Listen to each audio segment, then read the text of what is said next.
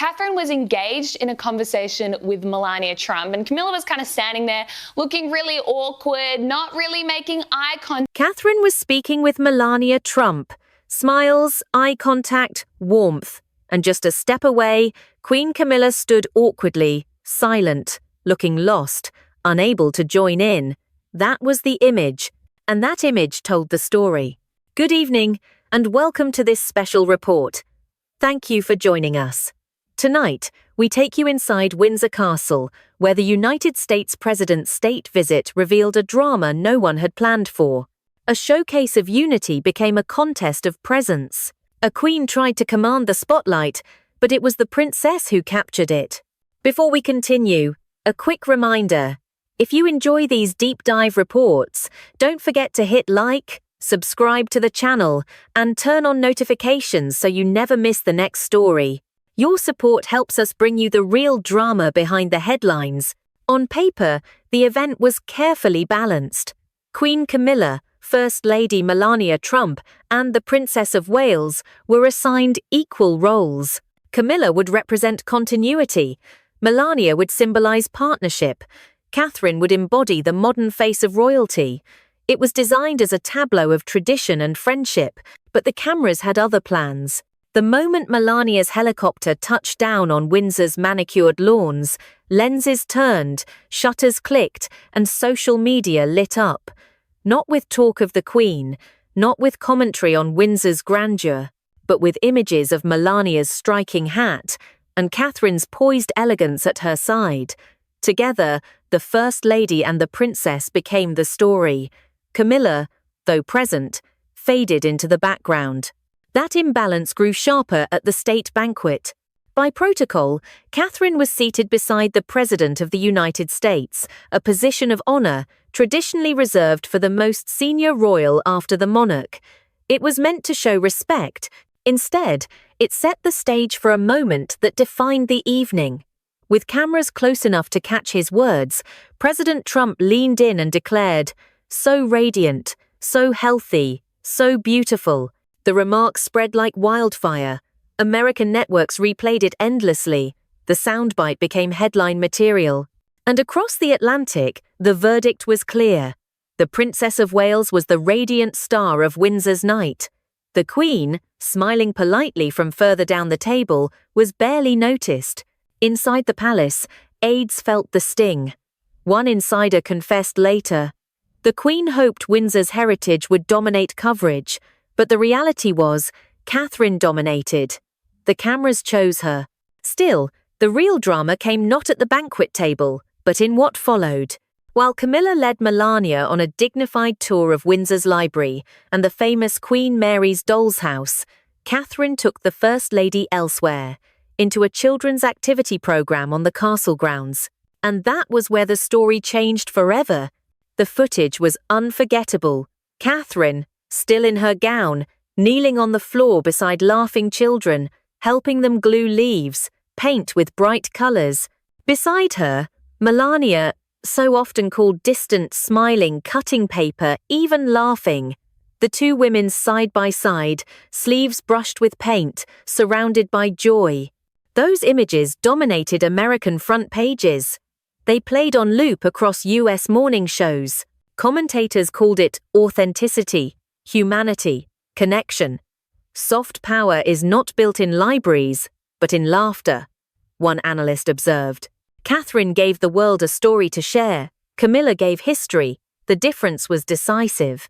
Symbolism layered itself into every gesture. The White House had brought jars of honey from its own hives as a gift. Catherine answered with biscuits baked from honey harvested in her Norfolk garden. Playful, sweet, but powerful in meaning. The connection between nations had not been framed by the Queen's Windsor. It had been reframed through Catherine's personal home. Observers were blunt. Titles no longer guarantee influence, a historian noted. Images do. Catherine creates images that resonate. Camilla does not. That is the lesson of Windsor. The imbalance was not lost within palace walls. Officials issued statements calling the visit a success, but insiders whispered concern. The program had been designed to project the Queen's leadership, yet the spotlight fell elsewhere. And every broadcast, every headline, Every viral clip told the same story.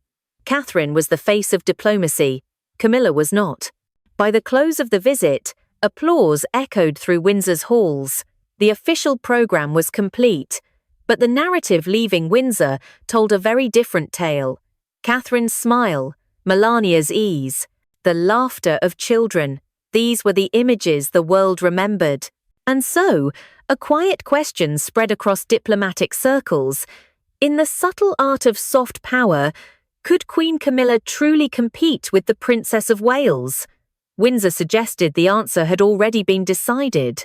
But this was only the beginning, because what unfolded next did not simply overshadow a banquet. It raised deeper questions about charisma, legacy, and the monarchy's most enduring shadow.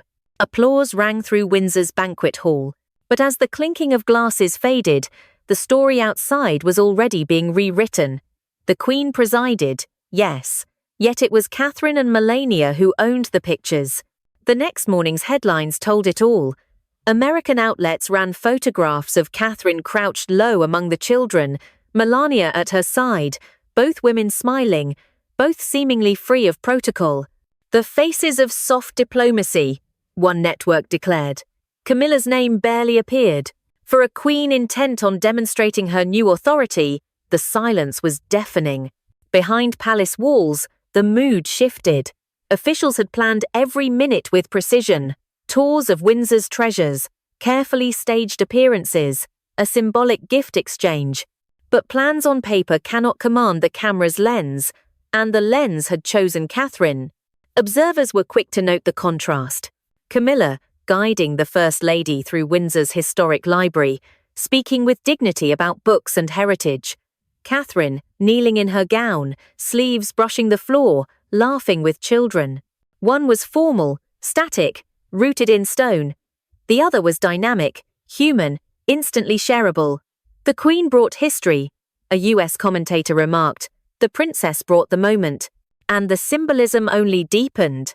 The honey gift, White House jars paired with Catherine's Norfolk biscuits, was reported across American media as a metaphor. The connection passed not through Windsor Castle, a journalist explained, but through Catherine's own home. For many viewers, it was a sweet, subtle signal of where the true bond now lay. Insiders admitted the imbalance did not go unnoticed. One courtier put it plainly, Her Majesty was meant to be at the centre, but Catherine drew the spotlight, and once the cameras decided, nothing could change it. Melania's role was equally striking. Long criticised in Washington for her reserve, she seemed transformed at Windsor. Standing beside Catherine, her posture relaxed, her smiles unforced. Commentators described it as the most comfortable we have seen her. That ease mattered. For years, Melania had been cast as distant. Now, in Catherine's orbit, she looked approachable, even warm. The unexpected alliance between the two women tilted the balance further, leaving Camilla even more isolated. Fashion analysts joined in. Side-by-side breakdowns of Catherine's gown and Melania's hat-filled blogs and TV segments. Their choices, British and American designers, were praised as symbolic of unity.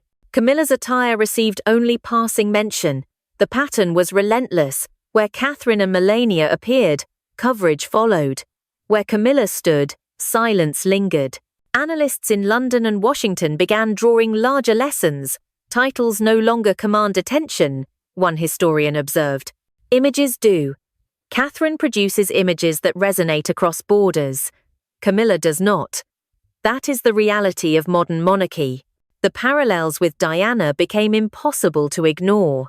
Footage of Catherine laughing with children was replayed alongside archival clips of the late princess, her same instinctive ease shining through. For American audiences, the resemblance was powerful, almost haunting. It was as though Diana's spirit returned to Windsor, one US broadcaster said. And for Camilla, the contrast was painful. She had worked for decades to reshape her image, to move from controversial figure to accepted queen. But Windsor exposed the limits of that transformation. Tradition, continuity, dignity, yes. But inspiration? No. That crown belonged elsewhere. The verdict grew louder with each replay. Catherine's smile. Melania's ease. The laughter of children. These were not details. They were symbols. Symbols that resonated far beyond Windsor's gates. And so the quiet question became louder, even public.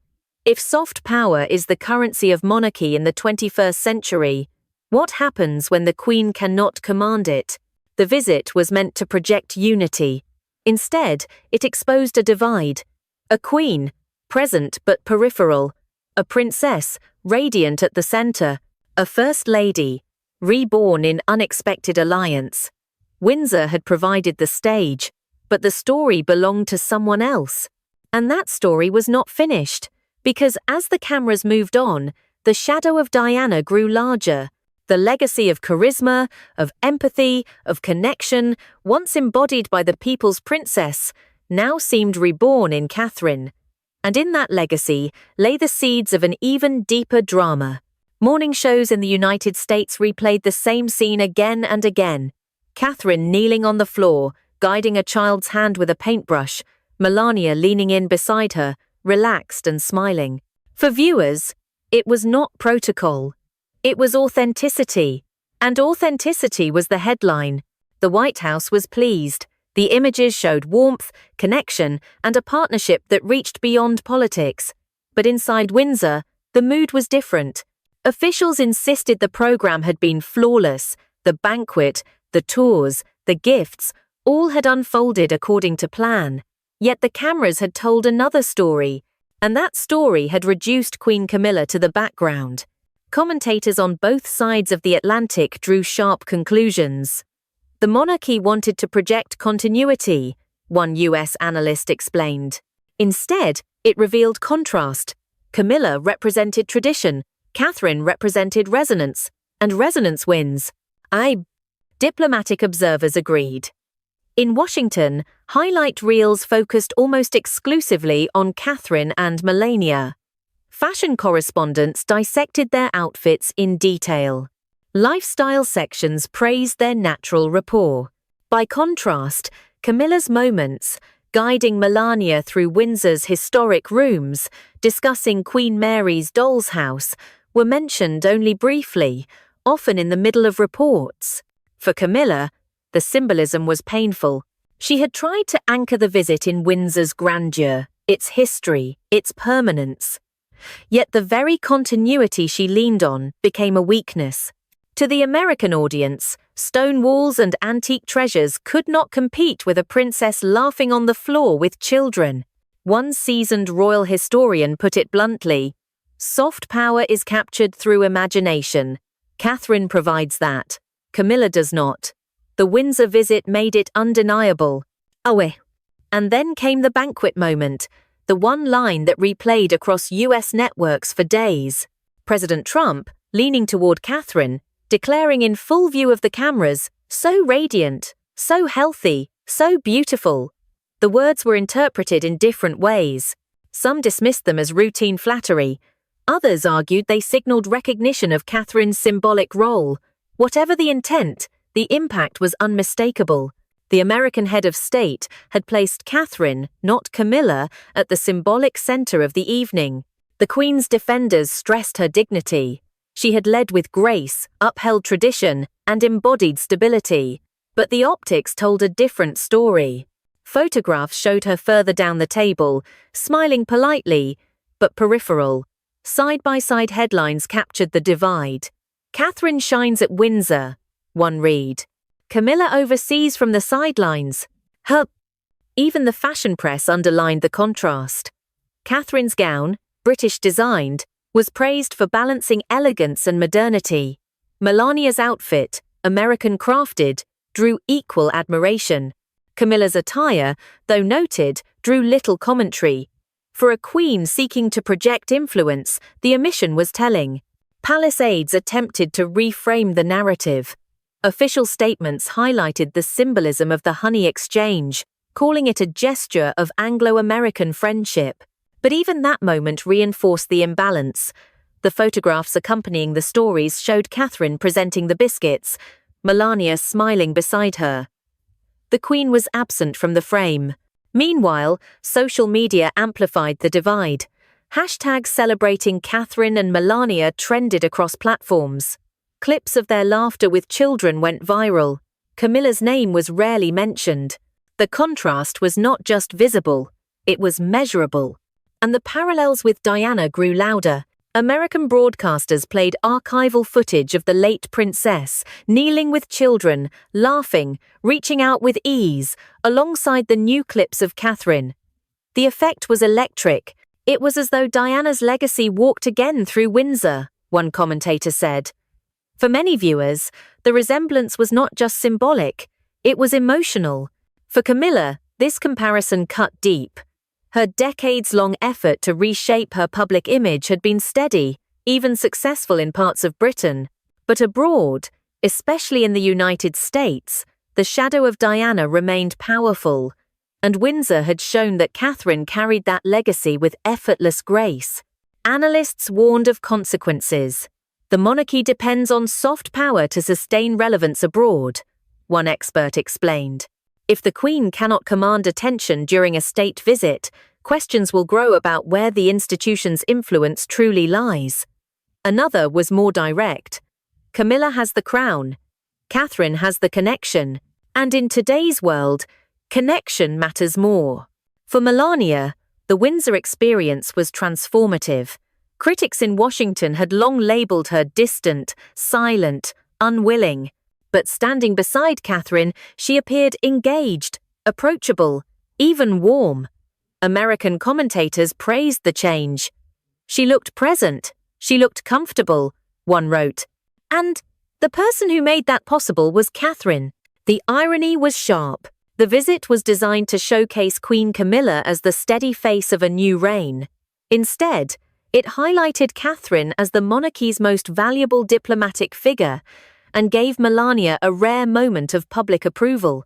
By the close of the visit, Windsor had delivered its full program: banquet, tour, children's activities, gift exchange. Protocol had been observed, smiles had been exchanged.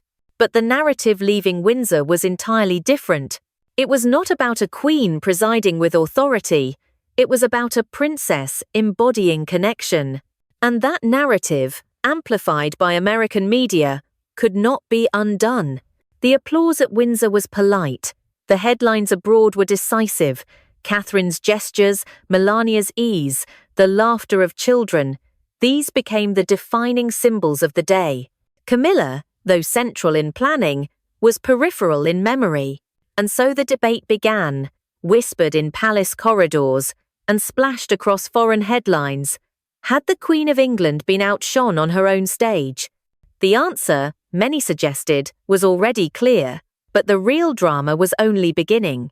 For Windsor was not just a single event, it was a signal of where influence now resided. And in the weeks that followed, that signal would echo even louder. The applause inside Windsor faded quickly. Outside, the images told a very different story. Catherine was everywhere. On television, in newspapers, across social media. Camilla, the Queen of England, was nowhere. The silence was louder than any applause. In the quiet halls of Windsor, aides monitored the coverage in real time. Screens flickered with highlight reels from US networks. Catherine and Melania laughing with children. Catherine guiding small hands with a brush. Catherine presenting biscuits baked with honey from her Norfolk garden. Each image seemed brighter, warmer, more memorable than the last. Camilla's role, carefully arranged by protocol, barely registered. One aide described the atmosphere bluntly. "We had a plan. We wanted balance. What we got was humiliation." It was not supposed to be like this. The program had been choreographed to the minute. The arrival, the banquet, the private tours, the symbolic gifts. Camilla had positioned herself as the host, the figure of continuity, the Queen of England, welcoming America's first couple. And yet, as one courtier whispered, no amount of planning can control the cameras. The cameras chose Catherine. Observers abroad drew the same conclusion. American networks replayed Catherine's every smile, every gesture. Her presence beside Melania was described as effortless, magnetic, irresistible. Camilla, though central in the official program, was almost invisible in the edited version the world consumed. And this imbalance carried weight. "Soft power is about imagination," explained one Washington diplomat. "It's about which image people carry home. Catherine gave them laughter and warmth. Camilla gave them history. Laughter wins." The symbolism of the honey exchange reinforced the divide. White House jars of honey, gifted to Windsor's children, found their answer not in Camilla's stately tour but in Catherine's personal touch, biscuits made from her own garden's harvest. A small gesture, yes, but one that resonated deeply. Commentators described it as a perfect metaphor. The connection passed not through Windsor Castle or its queen, but through the Princess of Wales. Within the palace, frustration simmered. Officials tried to maintain composure. Public statements declared the visit a triumph of Anglo-American unity. But behind closed doors, whispers revealed unease. Her Majesty was meant to command this stage, one insider admitted. Instead, she looked like a guest at her own event. Camilla herself did not speak of it directly, yet those who know her well noticed the signs. A stiffness in private, shorter exchanges with staff, a silence heavy with disappointment. As one aide put it, the Queen does not like being overlooked. She does not forget when she island. At the state banquet, the problem had been obvious. Catherine, seated beside the president, absorbed the spotlight. Trump's words, "so radiant, so healthy, so beautiful," were captured by cameras, replayed endlessly, dissected by analysts. Camilla, seated further away, smiled politely, her dignity intact, but her presence diminished. Photographs told the story better than any analysis. Catherine at the center, glowing. Camilla at the edge, composed but peripheral. For many observers, the comparison was brutal. One columnist in Washington wrote, "The Queen was dignified, but dignity does not trend. Catherine did." Even fashion commentary sharpened the divide. Catherine's gown, a British design, was hailed as modern elegance with cultural symbolism. Melania's American outfit received equal analysis. Camilla's attire was acknowledged, but only in passing. Brief lines lost amid pages of detailed praise for the younger women. And then came the deeper cut. The comparisons to Diana. American broadcasters placed clips of Catherine laughing with children side by side with archival footage of Diana in similar moments. The echoes were uncanny. The body language, the warmth, the instinctive empathy, it all felt familiar. It was as if Diana's legacy walked again through Windsor, one commentator said. For Camilla, this was more than painful, it was haunting. She had spent decades reshaping her image, working tirelessly to move from divisive figure to accepted consort, and finally to queen. Yet one afternoon of unscripted laughter between Catherine and a group of children threatened to undo years of careful effort. Royal watchers were unsparing. "Camilla represents tradition," one historian remarked, "but she cannot embody charisma. Catherine does. And in the 21st century, charisma is power." Melania's transformation only reinforced the imbalance. For years, she had been labeled distant, disengaged, reluctant in public life. Yet in Catherine's company, she appeared different, relaxed, open, even playful. American commentators marveled at the shift. "We saw a different Melania," one said. And the person who made that possible was Catherine. Oh. The effect was twofold. Melania gained a moment of public approval she had rarely enjoyed, while Camilla was left further in the shadows. Inside Britain, the debate grew louder. Editorials questioned whether Catherine had become the monarchy's secret weapon in diplomacy. Opinion pieces speculated on what this meant for the Queen's symbolic role. "Camilla is the Queen," one newspaper noted. "But Catherine is the icon. Windsor proved that. Palace aides floated strategies to repair the imbalance. Some suggested more joint appearances between Camilla and Catherine, a deliberate blending of images to prevent direct comparison. Others warned it would not work. "You cannot manufacture charisma," one insider said. Either you have it or you don't. Catherine has it. The Queen does not. The irony was not lost on observers. For decades, Camilla had been the woman in the shadows, overshadowed by Diana. Now, crowned as Queen, she found herself in the same position again, overshadowed not by scandal, but by charisma, youth, and legacy. And legacy matters. Americans saw Diana in Catherine.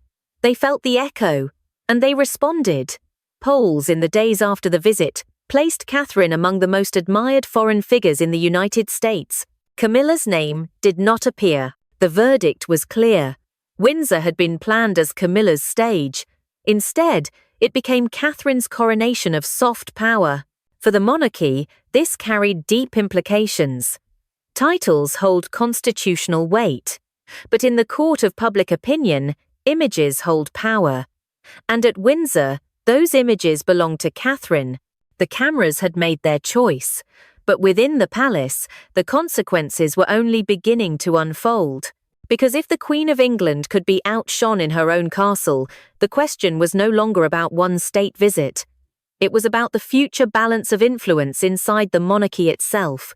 The verdict of Windsor was not written in speeches. It was written in images. Catherine smiling with children, Melania laughing at her side, President Trump leaning close, offering words of admiration, and Camilla, the Queen of England, standing just beyond the frame, present yet absent. What had been meant as a showcase of continuity had turned into something else entirely.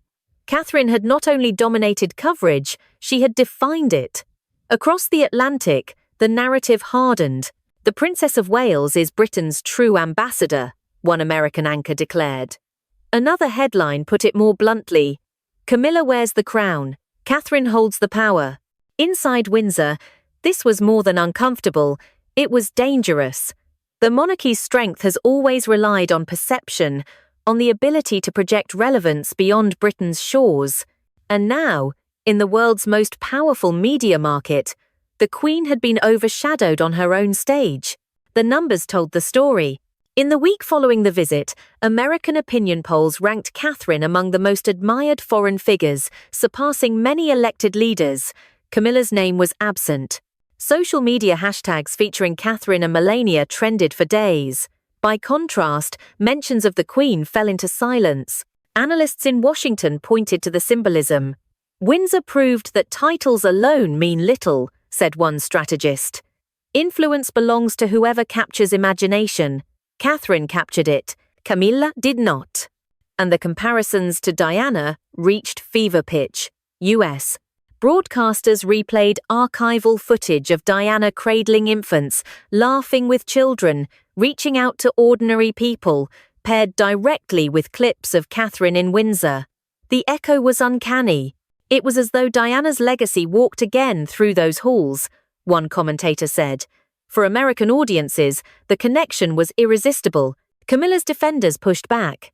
They emphasized her decades of service, her advocacy for literacy and domestic abuse victims, her calm dignity as Queen. But their words were drowned out by the images flooding screens. Dignity is respected, one journalist wrote. But charisma is remembered. The contrast was brutal. At Windsor, Catherine had produced moments that lived beyond the event. Camilla had produced protocol. Protocol fades. Images endure. Melania's transformation reinforced the imbalance. For years, she had struggled against a reputation for aloofness. Yet with Catherine, she looked comfortable, even human. American commentators noticed. Catherine gave Melania the freedom to shine, one wrote. And in doing so, she amplified her own light. The alliance was accidental, but powerful. Together, the two women dominated coverage, leaving Camilla isolated in the shadows. Even Donald Trump's comment, "so radiant, so healthy, so beautiful," was replayed not as flattery, but as confirmation. The most powerful guest at Windsor had singled out the princess, not the Queen. Analysts debated whether it was calculated or careless. But the impact was the same. Catherine, not Camilla, became the symbolic centerpiece of the night. Inside Britain, whispers turned to open debate. Newspapers asked whether Catherine was now the monarchy's secret weapon. Opinion writers speculated about the Queen's symbolic weakness. She has the title, one editorial noted, but titles no longer carry the weight they once did. Windsor showed us who truly resonates. For Camilla, the irony was unbearable. After decades in the shadows, she had ascended the throne with determination to prove her worth. And yet, here she was, still overshadowed, this time not by scandal, but by a younger woman's charisma, by a legacy she could never match, by the ghost of Diana that refused to fade. One historian captured it starkly. Camilla is a queen without influence. Catherine is a princess with it in abundance. That is the paradox Windsor exposed. Diplomatic circles began to draw lessons. If soft power is the modern currency of monarchy, Catherine had proven herself the asset. Camilla, despite the crown, had become a liability. The Americans have already decided, said one European diplomat. When they think of Britain's monarchy, they think of Catherine, not Camilla. The palace tried to downplay the storm. Official statements emphasized unity and tradition, praising the Queen's leadership. But the images told a different story. And in the age of media, images matter more than statements. For Catherine, Windsor became more than a state visit. It became a coronation of perception. She was seen as the natural heir not only to the throne, but to Diana's global legacy. She embodied empathy, authenticity, and charisma. For Camilla, Windsor became a reminder of limits. Titles can command respect, but they cannot command affection. And affection is where influence lies. The drama did not end with Windsor's closing applause. Instead, it spread. Commentators across America asked whether Catherine had surpassed the Queen in soft diplomacy. British papers speculated on tensions within the palace. Camilla expected the spotlight, one columnist wrote. Instead, she found herself a silhouette. The silence around the Queen grew heavier, and the whispers grew louder. If soft power is the true currency of monarchy in the 21st century, what happens when the Queen cannot wield it? The answer seemed clear. Windsor had spoken. The crown may rest on Camilla's head, but the spotlight rests firmly on Catherine. And that spotlight is not easily shared. The Windsor visit was meant to be a celebration of continuity. Instead, it became a revelation of contrast. A queen in her crown, standing formal and dignified, yet struggling to command the lens. A princess, without a throne, but with an undeniable charisma, capturing every headline, every replay, every whisper in diplomatic halls. In the days that followed, American newspapers ran image after image of Catherine with Melania, of Catherine with the children, of Catherine holding the honey biscuits. Camilla's name rarely appeared. For Washington, the verdict was clear. For London, the silence was deafening. Diplomatic insiders drew their conclusions. Soft power is not about who sits on the throne, one said. It is about who commands imagination. Catherine has done that. Camilla has not. Oh? Even inside Britain, questions grew sharper. Was the monarchy's most valuable asset no longer the crown, but the camera? And if so, what happens when the Queen herself cannot hold it? One historian offered a warning. Camilla has the crown, Catherine has the connection. But in the modern age, connection may matter more than crowns. The lesson of Windsor was not subtle. It was loud, visible, unavoidable. A queen without influence, a princess with it in abundance, and a legacy, the legacy of Diana, that continues to shape the story of the British monarchy. And so, Windsor ended not with a triumph, but with a question that echoes still. If soft power is the true currency of monarchy, can Camilla ever step out of Catherine's shadow? Or has the balance already shifted too far? That is where we leave you tonight. Windsor was supposed to be the Queen's stage. Instead, it revealed the princess as Britain's brightest symbol abroad. And the world was watching. Thank you for joining us in this special report. If you found this story insightful, don't forget to hit the like button, subscribe to our channel, and turn on notifications so you never miss the next episode. Your support helps us bring you more in-depth coverage of the stories shaping the royal world. Until next time, thank you for watching.